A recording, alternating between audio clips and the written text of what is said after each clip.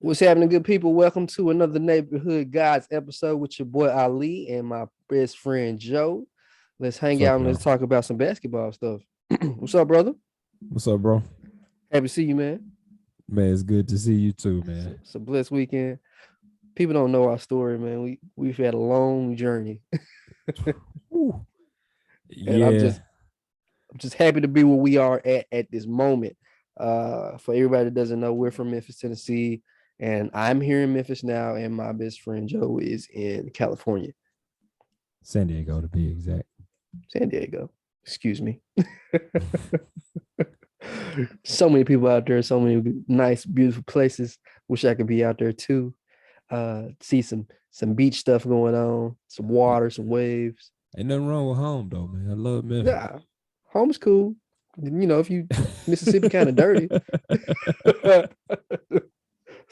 Mississippi ain't exactly like the beach, but you know, I'll take it.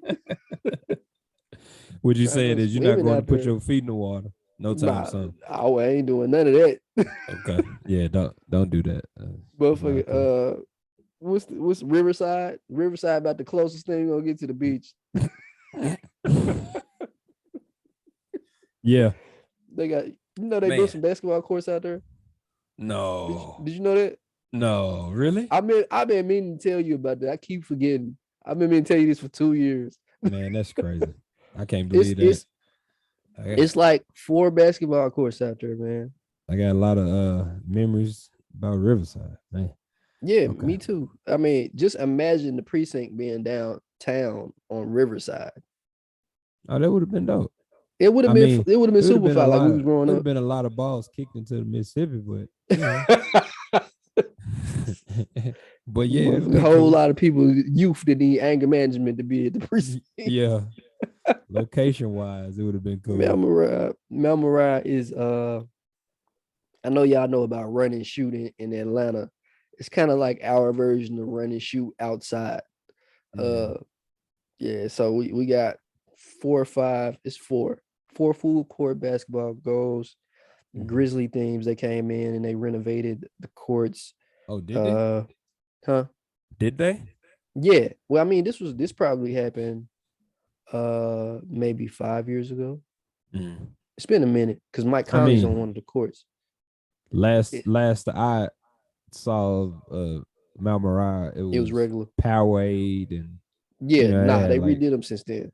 okay. Uh, see, look, Mike Conley got a court, Zebo got a court, Tony What? got a Tony got a court. I mean, it makes sense, Yeah, and but I think Mark has one. wow. Yeah, so their faces are like they put like these brick walls behind the goals. Oh, Their really? faces are on the brick wall. No Yeah, way, bro. it's like a small brick wall. It's like You yeah, gotta and they be faces kidding on them. me. I'm serious. I gotta see this. I'm serious. I It's can't cool. believe it. It's dangerous. Yeah, I was about to say that. A brick wall, man. Yeah, That don't they sound. put like these little stumps, like these little monument stumps on the opposite side of the goal on the part where you park it, Yeah. and it's like probably like from like as tall as my hand. It's Mm-hmm. just a brick with like words on it and some more stuff about them. I guess I never really paid too much attention to it. I just know it's super dangerous because it's a piece of brick next to a basketball court. Yeah, don't sound too safe. But Like somebody gonna bust their head out here, man. Whoever did this doesn't play basketball. I mean the idea though of it is pretty cool. I was Yeah, wondering why why the Grizzlies didn't come down there and do something to it sooner, they considering, did. They you did. They know, put new lights out there and everything. But oh we had good the man. curfew. We had the curfew for a long time, even after they did it, because they had took the rims down during the pandemic, You and gotta be I kidding me. nah, they took the rims down for real. They took the rims down all around the city. That's horrible. Yeah, I don't think Hillview Park has rims now. But there's a lot of parks that are like that. But they took the rims down. They put them back up though. Recently, I don't know how recently it was, but they're back up. But But before they took the rims down, they had a curfew where you couldn't play in Mount Moriah past 8 o'clock. They pulled the police cars on the court, make everybody leave, literally, because You know how the violence is. So there was some violent acts that happened, and they implemented the curfew for Mount Moriah. That's unfortunate, man. Yeah, it is, but come full circle. We're back. We're back. They got the rims back up. I went out Good, there and I good. played. I played one time, kind of come out of retirement because I saw some games going on that I didn't like. I was like, you know what? I'm just gonna get out here in these jeans and these Air Max, and I'm gonna show these guys the business because this shit is not okay. Horrible basketball being played right now. The grace is this disgrace what I'm seeing out here from these people. Y'all let this team win these four guys. Them? Horrible. Give me my ball. Horrible. Pass Put me me that in, ball. coach. In jeans and Air Max, straight up. I had to take off my jewelry. They was like, dude, you fresh. You finna hoop? I was like, yep. Y'all made me hoop today. Can't watch this no more. It's y'all fault for being Had on slow. some Vans. I had on some Vans. The Air Max was in the car. That's all I had. I was like, you know what? Air Max Y'all gonna get have it to today. work today. Man, I would have Gonna hooped get in this them shit today. Vans. Yeah, hell yeah. Hooping in. Exactly. I took them off. I had to go get them Air Max. I was like, some in here got a bubble on it, I'm sure.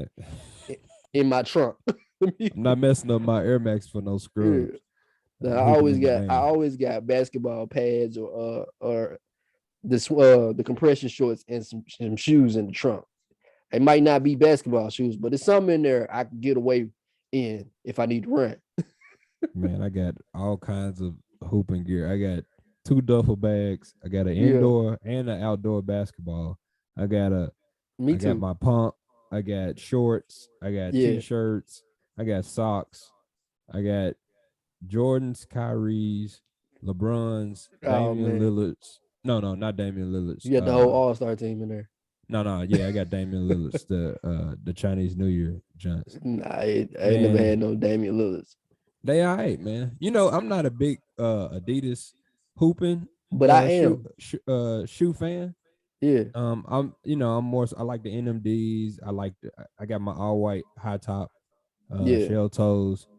So I like Adidas in that way. I never been like a hooping shoe Adidas guy. Yeah. But those are Damian Lillard's are nice. I believe it. No, I believe it. Like I'm an Adidas shoe fan. I just got to a point where I stopped playing basketball enough to buy different shoes to see how they feel to hoop in. Because when we was younger, I was like, I need to see how them feel. I'd be in foot action, man, stopping on a dime. Oh, sir. I take these. I take these right here. Could you please not do fake crossovers in the store? You're scaring the customer. That bitch with my ball. Yeah, let me put them 10.5 on. Sir, could you please stop crossing over the customers? You got these in 11, they look tight. It's like, yeah, I'll take these. I'll take these. These will work right here. I'll be in the mirror in there. Landing. Landing it up. Oh yeah. Iverson outdid himself this time. I like the way they look when I come down. So soft. Iverson outdid himself with these. Let me get these too. You remember the T-Max that they had no laces? Yeah. With the little knob in the back. I didn't like them. I didn't like them either, but I bought them. And I pretty much liked all the T-Max, but I didn't like those. I didn't like them either. But the ones that came out after that, I loved those. But them was trash. Horrible. And they was like, and I got an 11, and they felt like a 12. So I was wearing like 2 pairs of socks every time I hoop. Trying to be T-Mac. Yeah, I was T-Mac Jr. at that point. I was doing every T-Mac move imaginable. T-Mac and Kobe, that's all I was patenting my game after. Everybody was my height, regular people. When I go to the community center and shit. So all these moves was effective on them. Okay, T-Mac Jr. That's where my fadeaway came from. Then I started to shoot over taller people. Started at the community center in some T-Max that was too big. Thanks, T-Mac. T-Mac changed my life, brother. You top 75 to me. That's all that matters. Straight up. He deserved to be. You top 75. Vince top 75 to me too. Man, that's my guy. Yeah, man. Don't make no sense. Our episode today, our neighborhood guy is Draymond Green. Draymond has made contributions to the San Francisco area, and my buddy is going to tell you a little bit more about Draymond. Don't give me that look. Don't give me. But what? First of all, I'm not supposed to be telling you anything about Draymond. I'm not a fan of Draymond right now because the Warriors are playing the Grizzlies, and they're the enemy right now. So, which is why we should have did Dylan Brooks. You know what? It doesn't even matter that we're doing someone other than Dylan Brooks. We could do Dylan Warrior Brooks. Killer. We could do Dylan Brooks when he comes back from Dylan Brooks, the Warrior Killer, man. That's cold. That's his new nickname, the Warrior Killer. Boy, you something else. If Marcus Smart got to be the Splash Brothers killer, they got to have somebody on our team. Dylan Brooks, the Warrior Killer. Dylan Brooks is the Warrior. It might stick. Ultimate Warrior, Dylan Brooks. It might stick. Well, I mean, he's been making contributions to the Bay Area, Oakland area, for a while, and they just moved the arena, the new stadium, to San Francisco.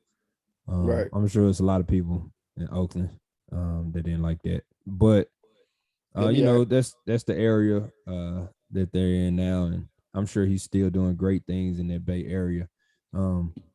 Facts. But Draymond Green, man, he's a guy, played for Tom Izzo at Michigan State. He was a interesting player. He handled the ball a lot. He brought the ball up a lot. He was kind of a lot of people would draw comparisons to like Magic and LeBron. He like the poor man's LeBron. That's what I was about to say. And that's that's what they were saying about like him. Andre Miller version of Jason Kidd. Poor man LeBron without the scoring. and so as he entered the draft and was drafted, scouts didn't necessarily have him high. He slipped a little bit, and he ended up getting taken by the Golden State Warriors. Was not a starter. Did not have an immediate impact on the team. But he's always been a vocal guy, and he's always been a high energy guy. He had to work hard in practice to get to where he is. He eventually became a starter and showed, even as an undersized, whatever you wanted to call him, some kind of tweener, 4'5", was a small forward. Originally, he came into the league, I think, as a small forward, like a 3. Yeah, he was. But he's like 6'7". Undersized to be a 4. Definitely a 5. But he's shown through his grit, his determination, his energy, tenacity, and his ability to guard multiple positions. Like, he can guard every position on the court. And so because of that, and because of his intelligence, he's able to facilitate, set his teammates up, and the system that he plays in is perfect because he doesn't have to be a scorer. He can got a bunch of shooters out there. Right. And even for the point guard, Steph Curry, and Klay Thompson, shooting guards, like they can run off screens all day. And he'll get it to him in the perfect spot. He's an excellent passer. Like Chris Paul Jr. Without the scoring and putting them in the right positions.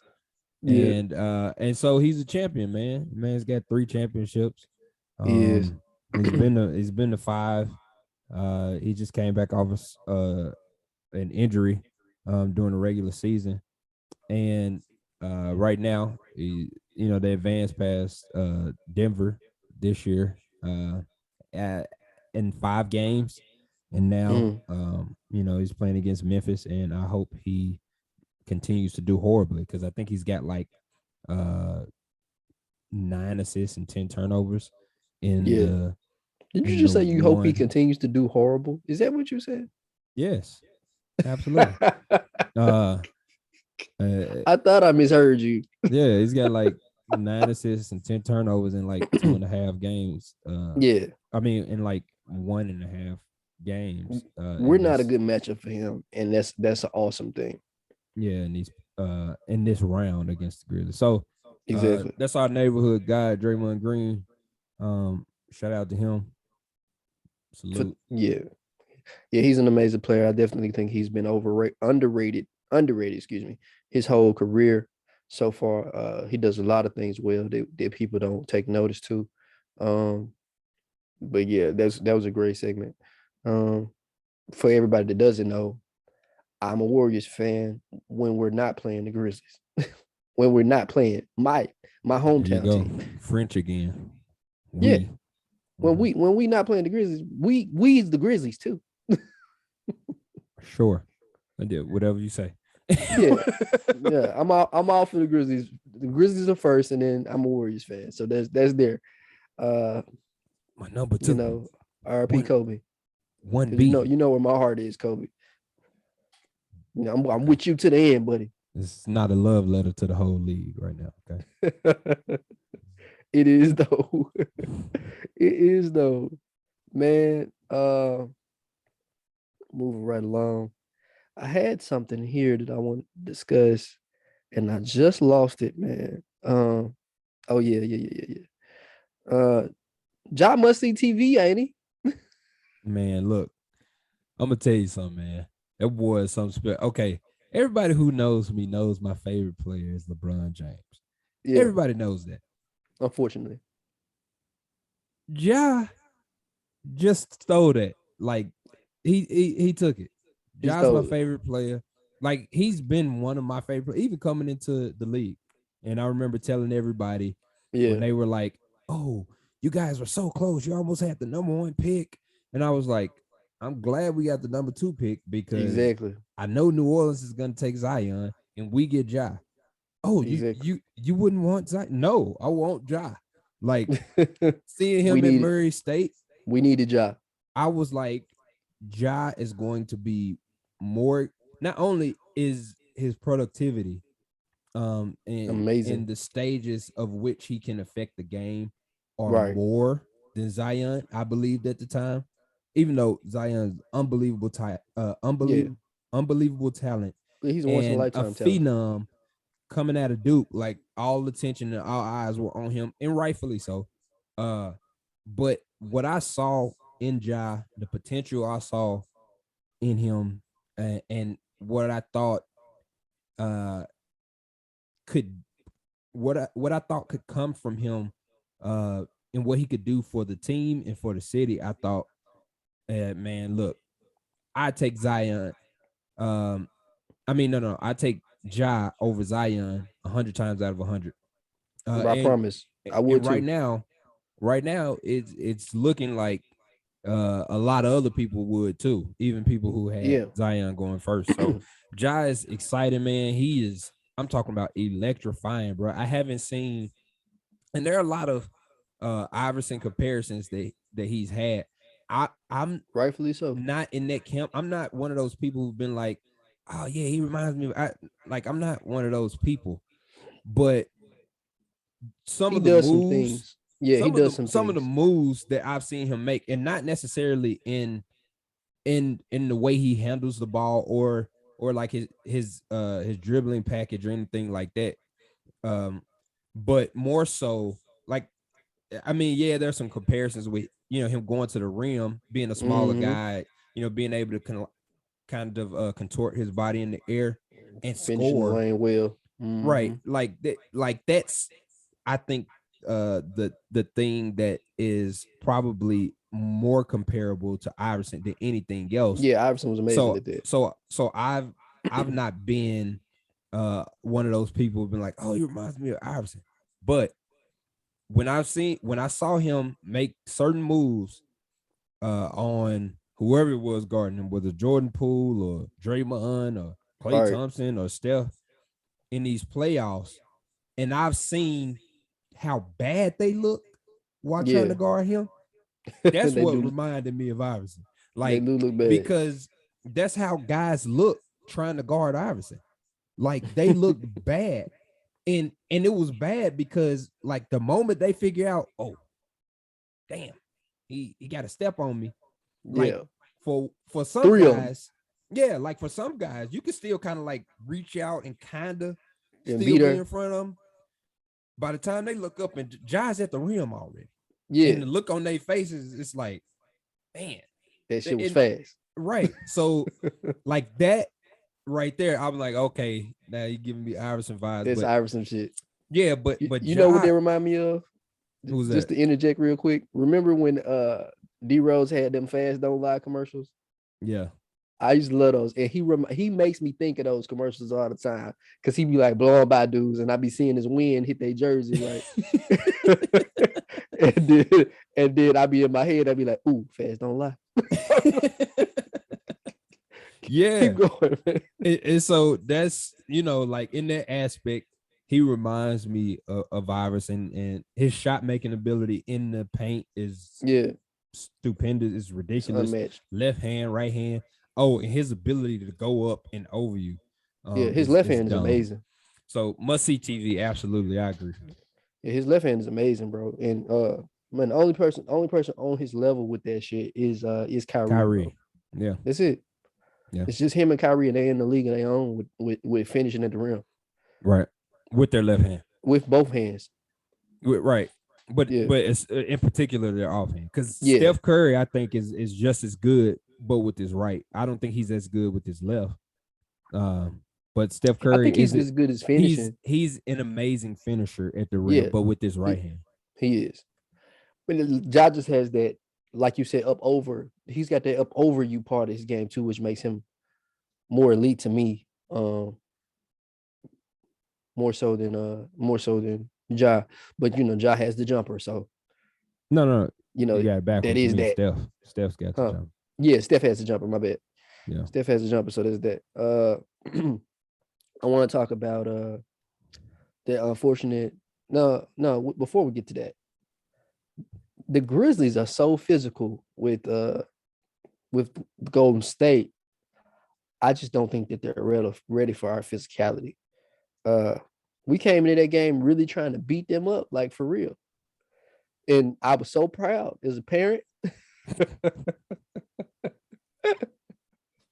Then we came in there trying to beat them up. I was like, y'all know the game plan. That's right. You know what? Handle that shit.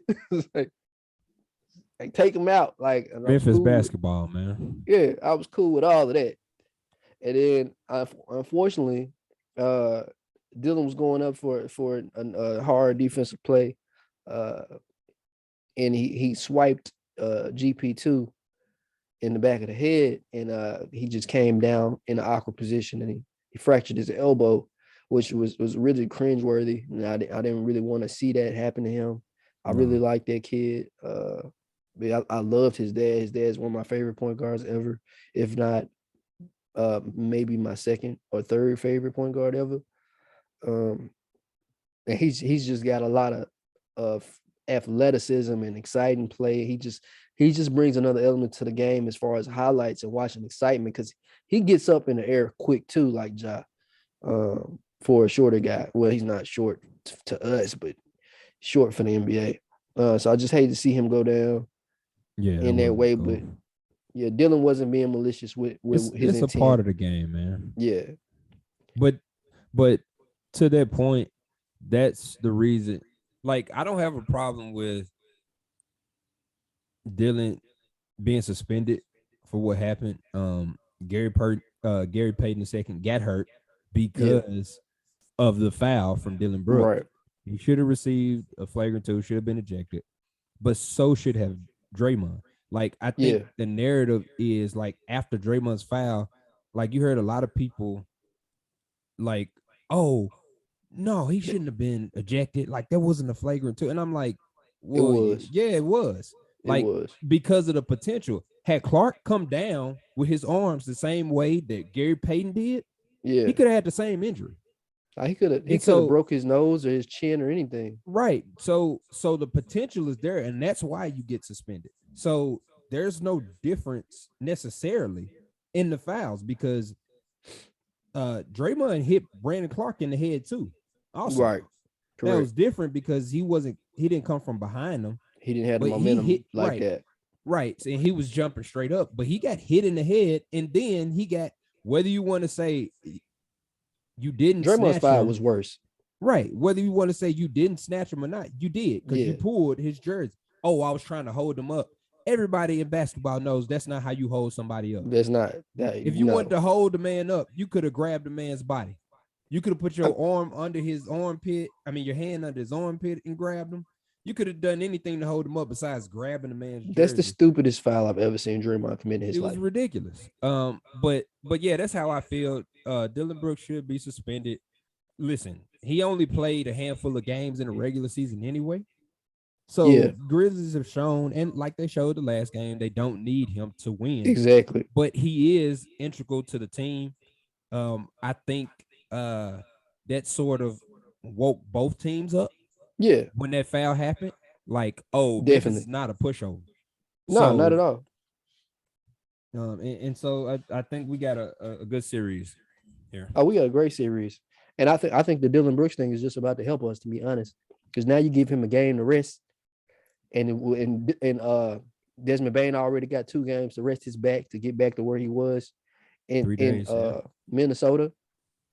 How he was playing in Minnesota, where he was averaging 23 points a game. So y'all gotta.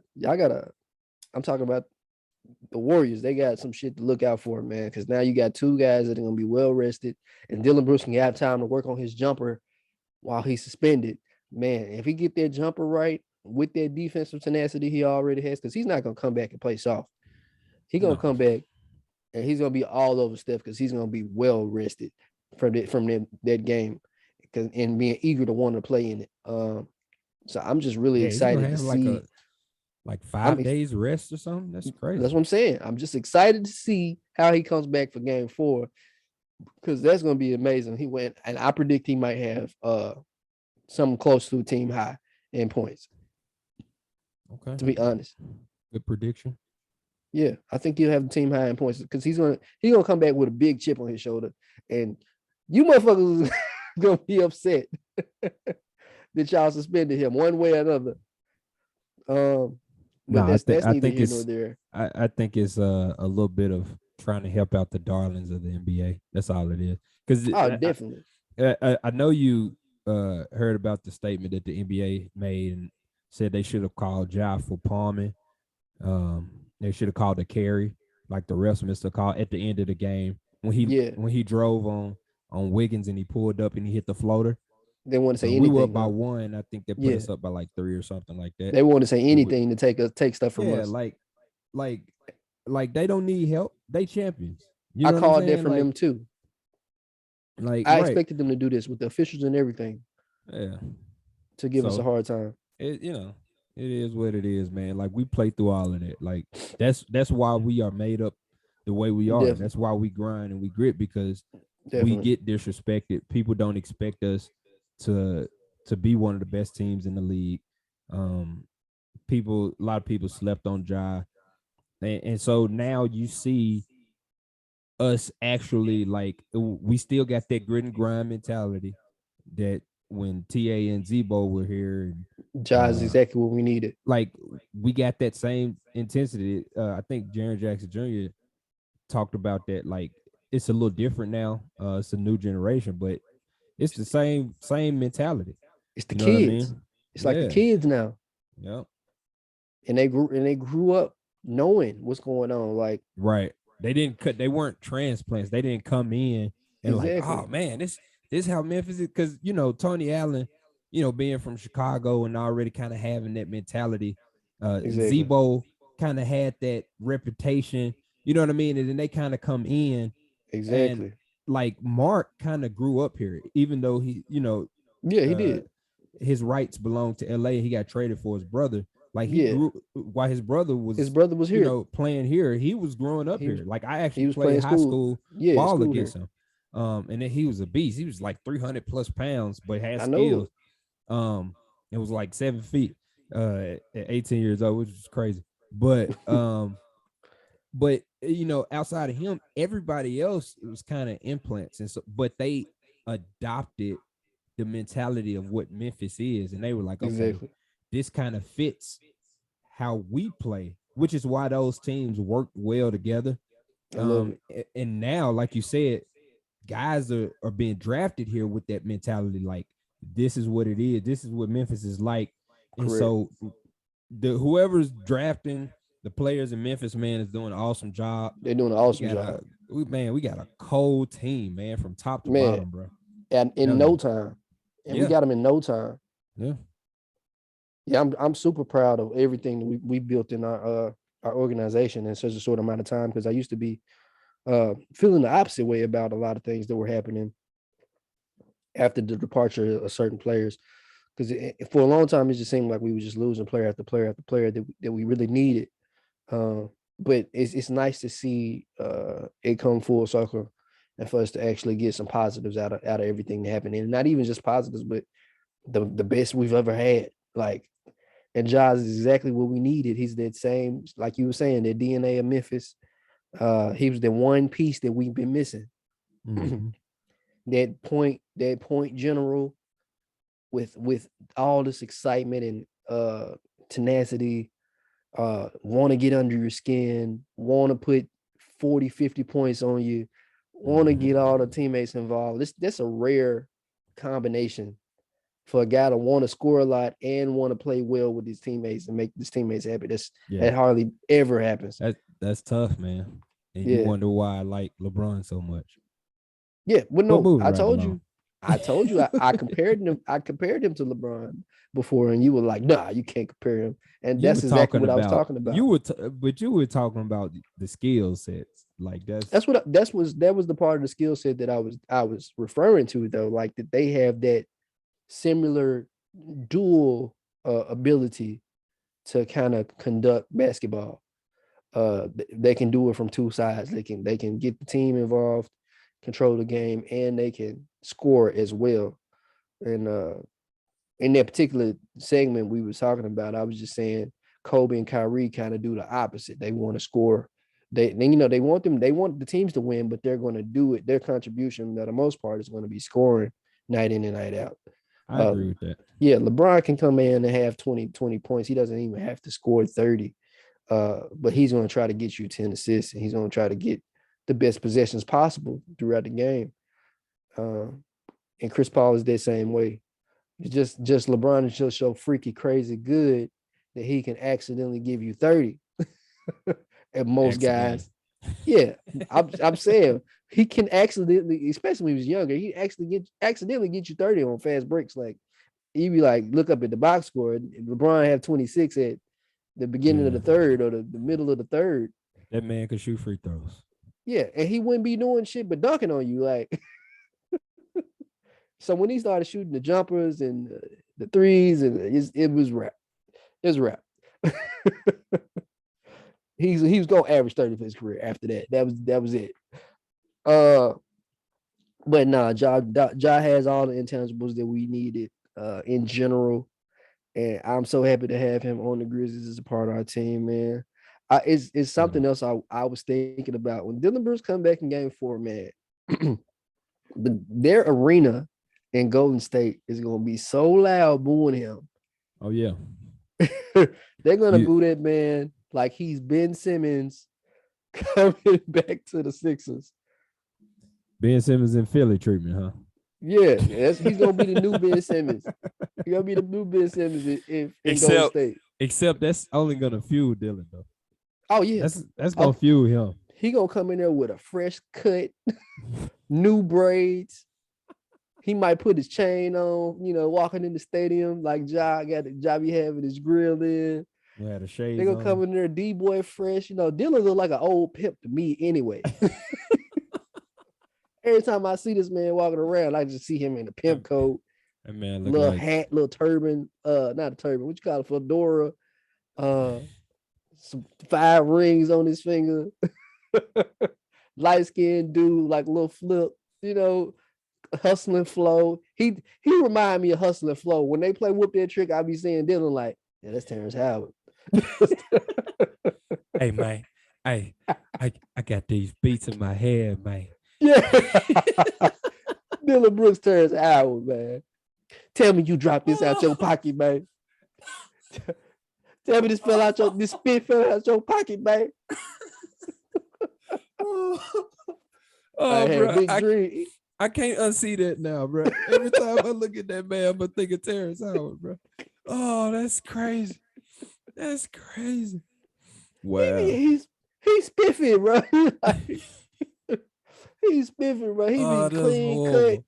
He look like a pimp through and through. Like Terrence Howard look. I could just oh man. If they do a Hustling Flow too, he got to be Terrence Howard. He got to be the new Terrence Howard, bro. Oh, you remember Terrence Howard when he played on what was that movie? What was that? He played in an old basketball movie. Oh man, I can't remember the name of it. I forgot the name of that movie, but he was a trip. Like he was younger though. He was younger, but like right now you talking about Dylan Brooks. He was the crazy. Like Terrence Howard was the crazy one on his team. I believe it. So yeah, that's straight up Dylan Brooks. I ain't never seen that movie, but you maybe want to watch it. Oh yeah, it's that's crazy. You gotta watch it. Jordan Poole ass out there swimming. Sick of his ass. I'm sick of Jordan Poole, bro. I was all for him before he got to playing us. But now that he's playing us, he's cool. He's nice. He's exciting to watch.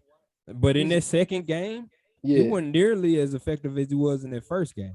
But in the second game, he was also guarding Ja a lot. And I think he was getting exposed defensively. Ja was working that man. Man, every time he saw him, Ja's eyes got this big. Them ankles was weak out there, boy. Oh, yeah. Them ankles was like, you gonna make me do it again? You gonna make me slide over there one more time? You know we just damn near got broken a minute ago. Just crossed us up. He hit us with the 2P. Ja hit him with 3 crossovers, bro. Oh, the name of the movie is Sunset Park. Okay. I'm gonna check it out. Park. Yeah. Ja hit that man with 3 crossovers at the dotted lines. Man. It was like real quick. And Jordan Poole was like, damn, he just laid the ball up. He's like, man, coach gonna pull me out the game, bro. I know that shit look bad. I know it did.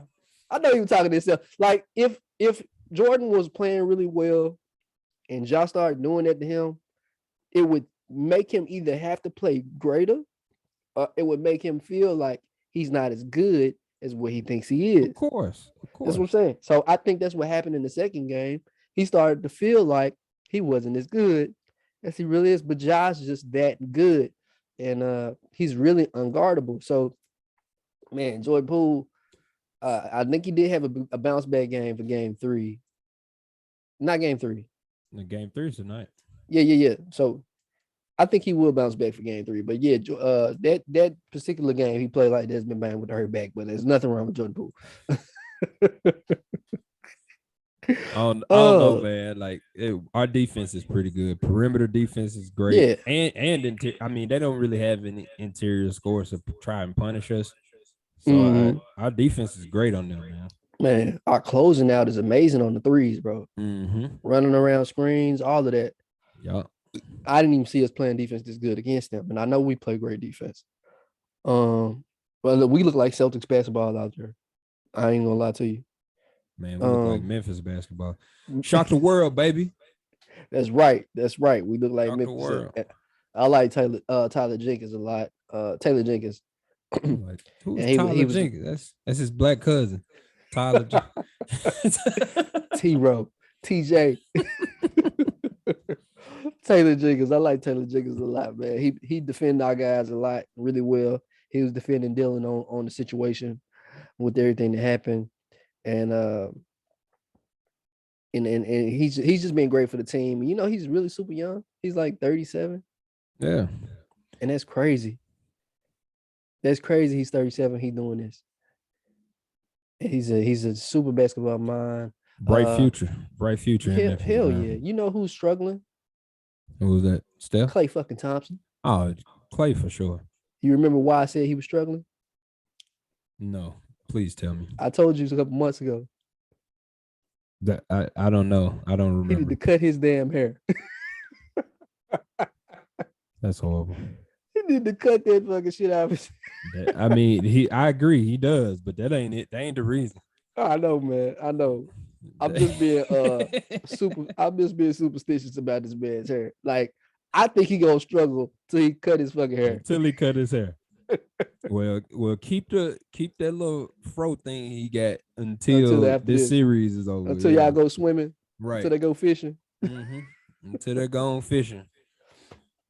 Speaking of going fishing, I'm all down for the home team, and I know people gonna hate me for saying this, but I only watch basketball, not to pick favorites. I want us to win, but I watch basketball in accuracy to what I think is going to happen. And you picked Golden State to win the series. I picked Golden State to win in 6 games, and I'm still picking Golden State to win in 6 games. And I don't want that to happen, but I think that's what's going to happen. There's a lot of factors involved in winning the series against old championship teams. You know that, being a LeBron James fan that you are, because you've seen a lot of championships won at that man's mercy. Meanwhile, he was the best player in the league all those times, for the most part, when Kobe wasn't around. You're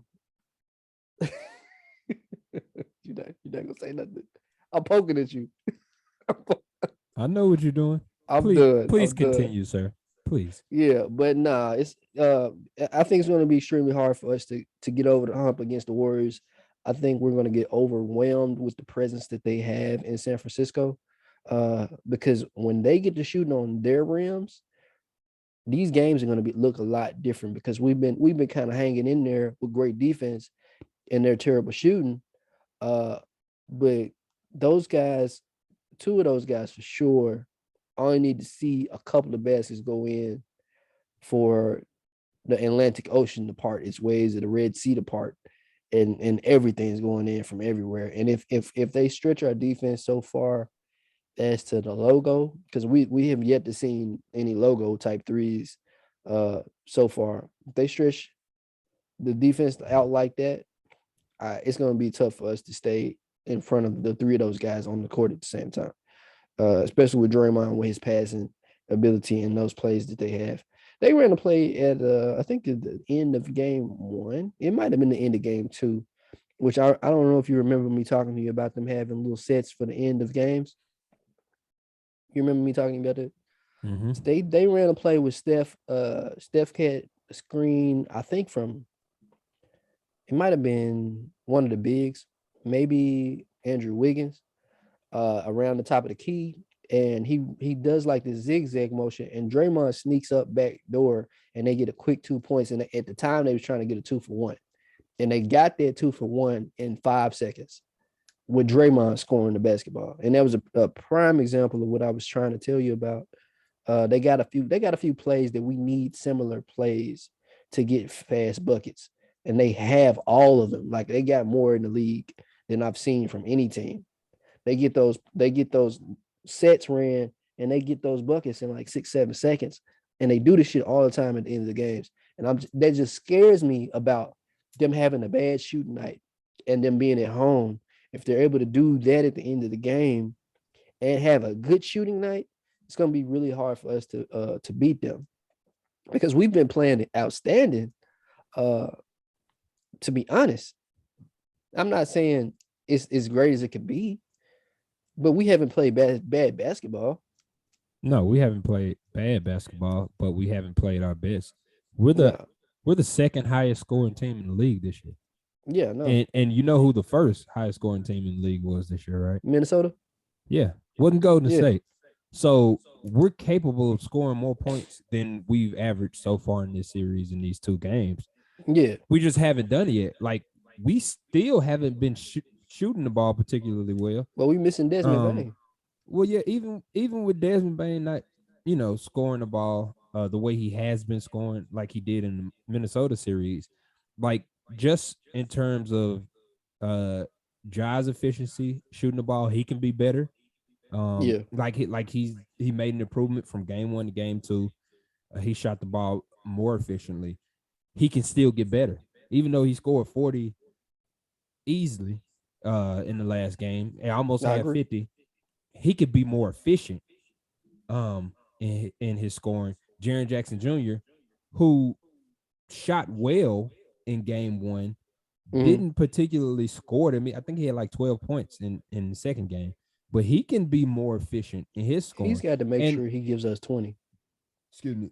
And I mean, yeah, if he plays uh the whole game without being in foul trouble, there's no reason he shouldn't score 20 because there's nobody can guard him. We've seen it. Not even Draymond. He got to He's get too these hands much. up. He's He too got to get much. these hands up, and he got to slide. And all these slapping and trying to Yeah, block every shot he sees, he can't do that. yeah. But so my point is like, yeah, Golden State at some point will probably score more points, but we can also do the same. Yeah, Um, and I think about our second leading scorer last game was Zaire, who's a rookie. exactly. And he played a lot of minutes because Dylan was out, and I think he's playing great. I think should continue to play minutes, but Yeah, he can't be our second leading scorer every night and think we're nah, gonna win this series. We need to have that efficiency from everybody else, and we need to score and do it like we did it throughout the season collectively. If we could do that, because we're capable of doing it, we did it. We've shown we could do it the whole season right, without Dylan Brooks, without Ja Morant. We could do it collectively. So I'm not afraid of Golden State going off offensively because we can do the same. But our defense on the perimeter is good enough to where we chase them off the three, and they have to come into the paint. Now they can score in the paint, and they've shown that they could do it. But playing other teams that aren't as sorry. uh that aren't as Bluetooth intelligent, connected. that aren't as intelligent defensively, Yeah, it scares them now that they're going past them, so they back off a little bit. But I right, think with Memphis, we're so good in our rotations. We're so good at staying with them after chasing them off of the perimeter that we could still be with you on the drive and then help side. Like you saw the Anthony Melton come when we had our small lineup in. The Anthony Melton came from weak side and blocked Steph's layup attempt at the rim. Like he right. was Jaren Jackson Jr. So like our help defense is good. Our defensive scheming is good enough to where we're going to make Golden State uncomfortable. And even if they're coming in and they're shooting their layups and they're scoring in the paint, whatever, that's fine. 22s is not the same as 23s. Correct. So I'll give you those layups. And then we'll come down here and we'll continue to score and we'll Right. continue to make you uncomfortable because you're not necessarily comfortable with being in the paint that often. So I like our chances. We're gonna shock the world, baby. Yeah, that's exactly what I want to happen. That's just I'm not sure about if it's going to happen, but let's hope that hopefully we get another round of basketball and I can go to some more games. Cuz that'd be really nice. Yeah. I should go to the one tonight, but yeah, I got yard work to do. Slave to the moment. Still got to get that tree, huh? Man, that tree's it's a doozy. That tree's your worst enemy right now. I'm finna call Jesus for some help. Send me some angels down here. You should probably bring the tree on the podcast. Nah. That tree is giving you more fits than I give you. I'm just saying. You're not giving me fits, man. I give you fits. I give you No. every podcast. I give you fits. You don't give me fits. Everybody who watches and listens to our podcast knows that I give you fits. Only fit you gave me was about Kyrie, Oh, man. and that's a self-inflicted pain that you seem to want to suffer. Come on, man. Look, all you gotta do is just say I'm right, and I'll leave it alone. Man, Kyrie gonna be out of the league in 2 or 3 years. So then we're gonna be talking about this like, Joe, you remember when I told you Kyrie was gonna be gone? You gonna be like, No, yeah, yeah. You told me. listen, man. You trying to make another point that does not negate the fact that I was right We got. We and need to you were start keeping wrong. the tally. Like we need a tally. We're gonna put that in the notes Oh yeah, of predictions. we should keep score, but then I don't know Yeah, if that would be fair to you though, bro. I'm winning for sure. You're winning. We got plenty of episodes that people don't know have happened, and we can go back through them. And You I'm listen, definitely winning. listen. I know you're delusional, but Here you to go. think that you're winning, you You're gonna can't turn be me into that Russell delusional. Westbrook You right now. can't That's be what you're gonna do. you can't be that delusional. That's You gonna ridiculous. turn me into Russell Westbrook? You gonna say I'm You delusional? turn yourself into Russell I'm hitting. Westbrook. I'm hitting the side of the backboard out there. You think I'm playing good? I think I'm playing good. That's what you're trying to tell me. Yeah, you think No, you I playing? be I be hitting nothing but net. No. Yeah, the bottom of the net. You ain't going Oh through the man, that's rim though. crazy. That's the problem. Oh man, the hate is real. So much hate out here. So much hate. You a mess. It's crazy. A mess, All man. right, Miami Heat versus the Sixers. I predicted that they were going to get swept. You were right about this. Since we're on that topic, Sixers Thank stole a you. game last night with Joel coming back from facial fracture. Yeah, you got one. You got one. Like you're still losing. Joel, sorry, we're gonna keep up with the list, and we're gonna come back to the next show, and we're gonna tell people what the real list is of all of the shows and things that we've said over this time period. That's not gonna happen, people. But It's happening. I'm just gonna do know, that. I'm gonna just make a point. we don't need you making a list of anything. That's what we don't No, need. this is gonna be our list, your list versus my list, the predictions, Okay. All right, we can do that. and All right. I'm gonna tally up the results. But yeah, Joel came back last night from a facial fracture, which showed me a lot of mental fortitude, and I really appreciated the fact that he's ready to live and die for his team, and he's gonna put it all on the line for their season, and that is the type of shit that I want to see from players, on a regular basis from a homegrown guy, uh, that's doing really well, and he's in an unfortunate circumstance where he breaks his orbital bone, which has happened to him before, and he's come back to play regardless, and he gives them like 17 and 12 if I ain't mistaken, which ain't Mm. big numbers for him, but there's such an impact on the defense of of uh of their team for Miami that they came out with a win, and Maxi played amazing as always, and Maxi looks like the max contract guy to me. That's my guy. I love And Maxi. He played like me. Joel had 18 and 11. Okay. He played amazing. Like Yeah. and then he played like damn near 40 minutes. For him to come Mm-hmm. back off with a facial fracture with the mask on. I know he probably Mm-hmm. couldn't see well. He had some blocks.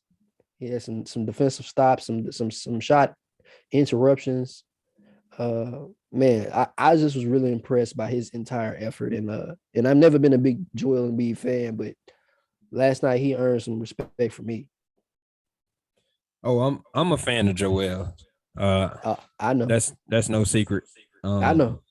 I as far as big men, in particular centers are concerned, I think the man's the truth. I don't think He there's is. anybody in the league that can guard him. Nobody. Not a Nah, you're Giannis. right. Certainly not Bam Adebayo. And Well, that's Bam too with small.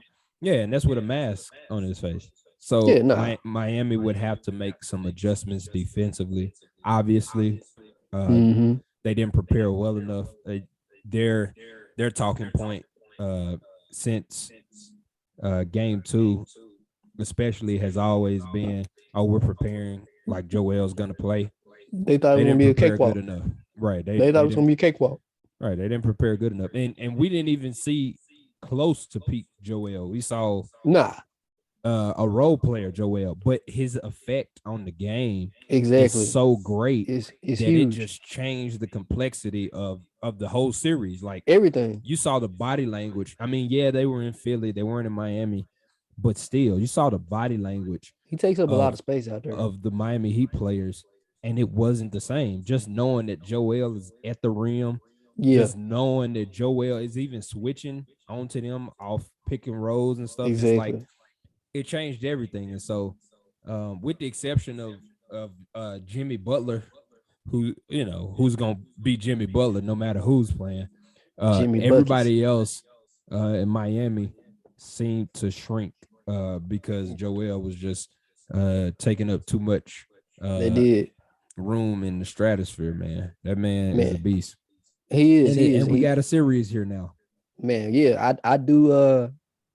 Like I said, one point to you, because I thought that they would definitely get swept, and I didn't see Joel coming back for Game 3, so he got me with that one, and I thought the momentum would be too much for them to overcome for Game 4, and that would be the end of it for them.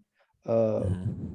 Tyler Hero has been playing really well, and I think he's another Six man of the underrated year. guy, but he is the sixth man of the year. He led all scorers off the bench this year with I think 20 point something, maybe 20.5 points a game or somewhere in there. Mm-hmm. Uh, he's a really big spark plug for them.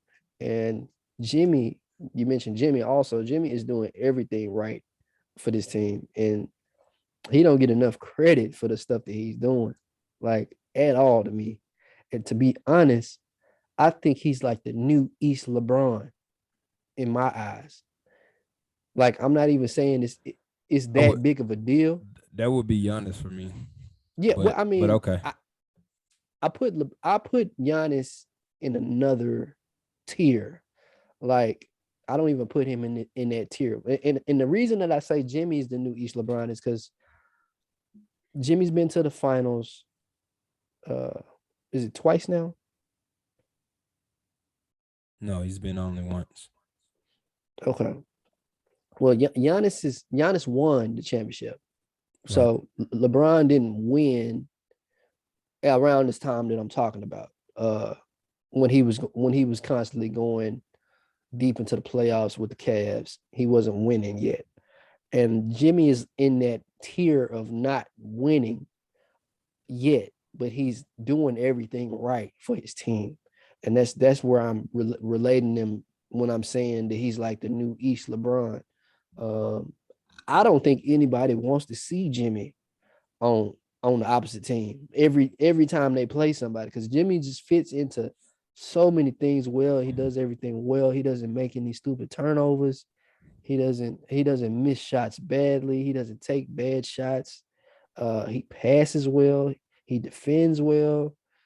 He's always cutting through the lane correctly. He boxes out. Like Jimmy does so many things for your team that you're not expecting. And if you need 40, he'll get you 40. If you need 15 and you need 12 and 10 assists, he'll get you 15, 12, and 10. It's just, I just think Jimmy has an effect on the game like in a LeBron-esque way. And Giannis does it, but Giannis is so polarizing. It's like Giannis is, you can't not see Giannis doing something, but you can miss Jimmy doing a lot of little things. And I think that's the same way that kind of how LeBron used to play. Well, LeBron was such a huge figure that we knew his stats, but a lot of people didn't realize the things that he was doing that were small and intangible to win each game. And that's Jimmy for me all day. Uh, so I fucking love Jimmy, bro. I can't even lie to you. Uh, with Jimmy being the new LeBron in the East, when you want to talk about that, you want to No, respond to that? no.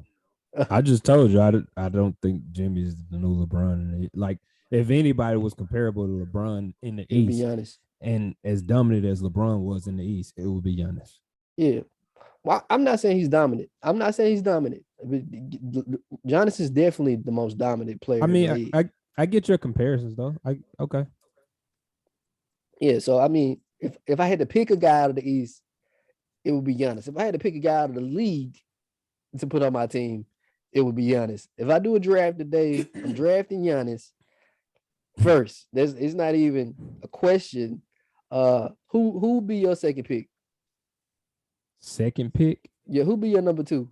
What do you mean? Who would be my number If two? we did a mock draft of the Why are league you? Why are players, you? you said Giannis would be your number one. Why are you asking me who would be my number two? Like you didn't ask Who me who would you would be pick my as number number two? I one. know you're gonna pick Giannis as number one. You don't know that I would pick Giannis Who as you gonna number pick as one. number one, Joe? I had to think about it, but I don't think it would be Giannis. Really? To be honest, yeah. I pick Giannis number one. I mean, it's tough not to pick Giannis number one. I pick him. I might pick him number one. Because listen, man, the man's a beast. You just can't you can't take that away from like what he is, like his drive, his intensity, his durability, his availability, his will to win, his unstoppableness. Like the man's a beast. I might pick Giannis, but then again, he like the new Shaq. But then again, with the first pick, it's tough, man. It like for me, it's not. Yes, it is. For me, it's between Giannis, it's between Ja and Luka. For me. No. Yeah. Okay. Well, I picked Giannis, and then my second pick would probably be Joel. I'd pick Ja probably on down the line if he was available. But no, I would pick. I definitely pick Giannis, Joel, Steph. I'd get Ja after Steph, maybe at 4. Of course you would. Only because of Steph's versatility in scoring and what he can do without the ball. Because I can get a lot of guys. I'm not saying a lot of guys are like Ja, but I can get a lot of point guards to pass to these 3 guys. I would probably take Joel over Luka, but I'm not taking the only person I would take over Ja for sure. I mean, it's a toss up between Ja and Joel. Yeah. But the only person I'm taking over Ja for sure is Giannis. Like, that's why I say I would have to think about it. I might take Ja first, but like I would probably end up going with Giannis just because, like, he got everything. You got a like a walking triple double, dude. He like got everything. Night. Yeah, like he's 6'11". Yeah, defensively, he can guard 240. Every position on the court. Like that's what I'm saying. Man runs like a locomotive. He's faster up and down the court from baseline to baseline. Yeah, he's stronger. It's like you gotta have him. He's got the basketball body and all of the ability to go with basketball itself. Like, and I'm not worried about him getting hurt because he's not the small guy. He's going to hurt everybody. Yeah, like he's durable. He shows up. He plays just about every game. You know what I mean? Exactly. So, like, I get that, and I don't disagree with that pick at all. Yeah, but I think it would be hard for me to take Ja because I know Ja could have one itty bitty injury and it might have him miss a lot of games because of his size and because of the athleticism that he needs to play basketball. It's like I don't think that's such a big deal with Steph Curry. Steph doesn't play really athletic. He's more of a going through the motions, getting to his spots, muscle memory type of player. I can get similar production to what Ja gives me from Steph, not as far as maybe getting the team involved standpoint, but I can get 29, 5, and 6 out of Steph any night. And that might not be as big as numbers as you would get from Ja, but he gonna give me 29 3/4 every game if I need it. And then you got Joel down there to get rebounds, and you got Giannis. Man, I mean, you don't need nobody else.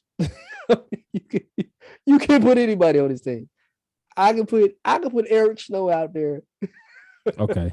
let's move right along, man. This man talking about Eric. You know what?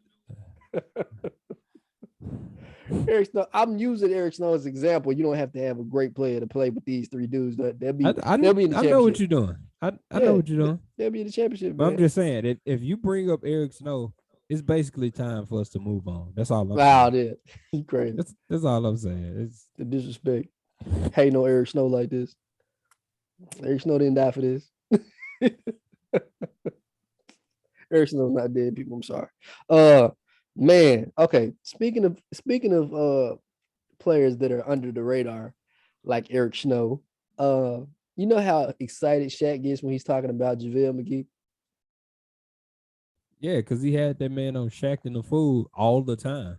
He was And he then and then he JaVale McGee called that man out. Was like, hey man, listen, I ain't no clown. You gonna stop clowning me, Shaq.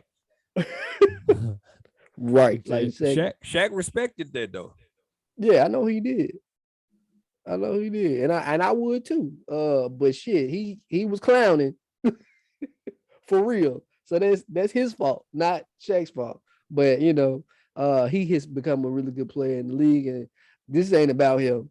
This is about Victor Oladipo because I feel that way about Victor Oladipo. Your segues are the most ridiculous segues in the I world. love I Victor just thought Oladipo. I Shaq just thought loves I would JaVale point that McGee. out. Shaq loves JaVale McGee, and I love Victor Oladipo. So I'm just super excited that I can see Victor Oladipo play basketball right now, man. Because I've been waiting on Victor Oladipo to get healthy for a minute, and he's been exciting to me, bro, since he left Orlando. I just love Victor Oladipo, everything about him. Um, he's just really hard nosed, bro, and I fuck with it. Like, you don't like him? Victor Oladipo is cool. He's I just cool. think yeah, he's cool. I think he's a good player. He's injury prone. He gets hurt, and it's hard for him to be as good as people want him to be because he has the ability to be, because he can't stay healthy. And so I think he's become a really well, I can't say has because we haven't really seen the body of work yet because he can't stay Yeah, healthy. But I think he can be a really good role player. I don't know if he necessarily fits in with Miami. I think Eric Spoelstra's kind of forcing it a little bit, trying to yeah. have him in there with their closeout lineup They got a lot of to guys end the like that. game. And I mean, who else do you put in the game at that time? Like, I don't think he's necessarily wrong to have him in the game. I just think it's a little forced. Um, so I think Oladipo's cool. I like the guy. I want to see him succeed. I like the fact that he can sing. You know what I'm saying? Really? Yeah, that's cool. I didn't know anything about him singing. Yeah, that makes. I think he got an album out, if I'm not mistaken. That would explain why he's been gone so long. Yeah. Yeah. I'm gonna take this little injury time out Maybe I need to reevaluate what I'm saying. to release my EP. They'll be out here trying to drop albums when I'm trying to watch you play basketball, bro. I'm out here missing you on the court and you in the studio. That's what you telling me? That's what it really was. I didn't even know about this. Trying to get that album out. I'm devastated. I'm devastated, bro. The disrespect. Oh man. I'm gonna have to call him about this shit. Oh, what you doing, bro? Like you dropping albums now? You think you puffed at it? You loon? See, I really do have a relationship like Shaq and JaVale, huh? No, it's good. It's good to see him back and healthy. I've been wanting to see him in the play. We saw him in the playoffs with like Indiana a while ago, and we saw glimpses of how good he could be. So we'll see if he shows up in those moments, because they're gonna need him to with Joel back. So we'll see. We'll see what happens. I agree. Nah, I don't know Victor Oladipo personally. Like, there are a lot of players that I do know personally, but he ain't one of them. I don't know Victor Oladipo. You can't know that man personally if you don't know the man sing. Nah, I ain't never heard him sing a note in his life. Hey, I don't, if you ain't singing on the sideline, bro, I ain't seen He it. wasn't he. I think he was on the Masked Singer or something like that. Nah. Yeah, I'm pretty sure. Oh Google man, it, you lucky we ain't YouTube got rights to video like that, because I'd throw that shit on here in a minute. it, Hey, let's cue up the film. YouTube it. Victor Oladipo sings the national anthem. I think he did that one time too, if I ain't I mistaken. believe it. That's usually what star athletes that sing do. They sing the national anthem. Did you know Vince Carter is cold on the saxophone? I'm not surprised by this at all, since he used to be in the band as the what you call it, the drum major. I didn't know he was a drum major. I He was knew a he drum played the major. saxophone. He danced I his didn't ass know. off. That man I didn't know dancing. that. I mean, I seen Whole him. I seen that man at Freaknicks dancing, but Yeah. I didn't know. I didn't know he was a You try to call my boy a drum. hoe? That's what you're doing? Hey man, that's not what I'm just saying. I've seen him dancing That's at why I ain't put him on the Freaknicks. top 75. That's all. That's all. Because he out here Probably, freak Nick. he's out there chilling with Uncle Luke. Drum line him like he Nick Cannon. That's what you trying to tell me? Freak Nick calls him top 75. That's fucked up. Anyway, like Joel Embiid saved the day. I'm not even finna play with you. Free VC, man. Free my boy. That man is doing a whole telecast now. Free VC. Free VC off of the off the 70 onto the 75 list. Onto the 75, man. That man on there. Got him in prison with the rest of the non-NBA talent worthy. Man. Stop playing with my not guy, being man. on the top 75. Yeah. That's crazy. Like he just regular Joe out here. Right. Like he wasn't giving Kobe and everybody the business. Yeah. Like that man's name was Brandon Carter or something. Like he didn't single-handedly keep Toronto in Toronto. The Raptors like that man nickname was just half man. Yeah. Like they didn't steal his name from and one. Half a man, half amazing. The Kenny Smith stole that man's name from and one. Hey, he saw the man in the dunk contest, and the man was amazing. He did, but you can't just take people's nicknames. You can't. It was a little forced. That's like when I was watching First Things First the other day, and the girl was like, "We're gonna do a morning segment tomorrow called The Breakfast Club," and everybody was like, "This bitch really don't know."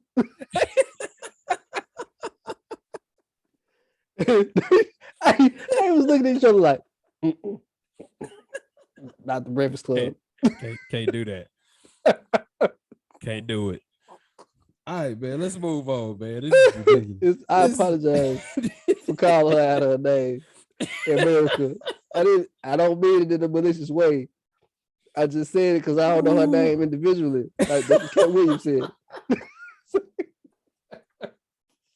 So I apologize to you and the rest of the women out there.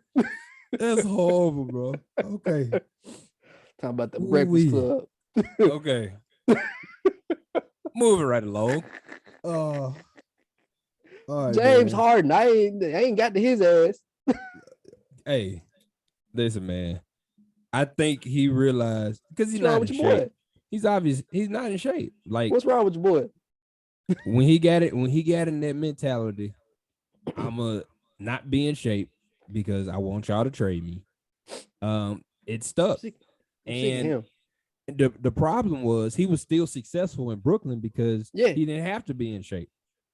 He could facilitate. He could be the second option on any given night. He didn't know how easy he had it. And no, he had it super easy. That was the problem. And so he didn't know he had it that easy. That's what I'm saying.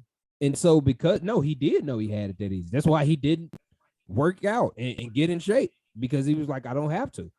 And so got to do that shit now. Right. That's what I'm saying. When there was no Joel and it was all on him, he was again. Like, well, I don't know what y'all want me to do. It ain't like I can get in shape in 3 days. Your fat ass need to make better decisions with your life. That's what you need to do.